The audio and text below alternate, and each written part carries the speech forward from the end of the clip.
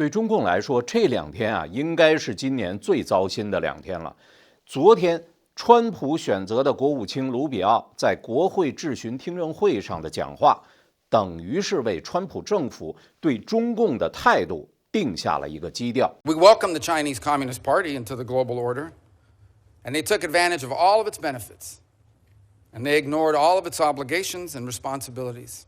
Instead, they have repressed and lied and cheated and hacked and stolen their way into global superpower status, and they have done so at our expense and at the expense of the people of their own country. 难能可贵的是啊，卢比奥在认清中共对美国和整个世界的威胁之时，还能看清美国自己应该要改变和改进的现实。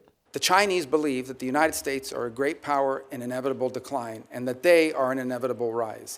Now, they already are. They're going to be a rich and powerful country, and we're going to have to deal with them. The danger is that because of our own actions, in many cases, a dangerous imbalance is built up in that relationship.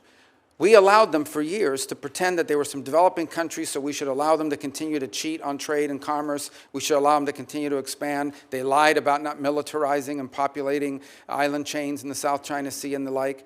We allowed them for years, before we got serious about it, to conduct grotesque human rights violations against Uyghur Muslims, as an example. One of the most horrifying things happening on the planet. And for years, no one talked about it, which, by the way, not just has a human rights component to it, it allows them to use slave labor to produce goods that, at the expense of the rest of the world. Talk about not just a horrific humanitarian crisis, but an unfair trade practice as well. We've allowed them to get away with things. And frankly, the Chinese did what any country in the world would do given these opportunities. They took advantage of it. And so I think now we're dealing with the ramifications of it. I agree 100% what you said, but I remind you, and I remind everyone, I guess I want to make this point, that much of what we need to do to confront China is here at home. It's not just abroad, it's also here at home. We have to rebuild our domestic industrial capacity, and we have to make sure that the United States is not reliant on any single other nation for any of our critical supply chains.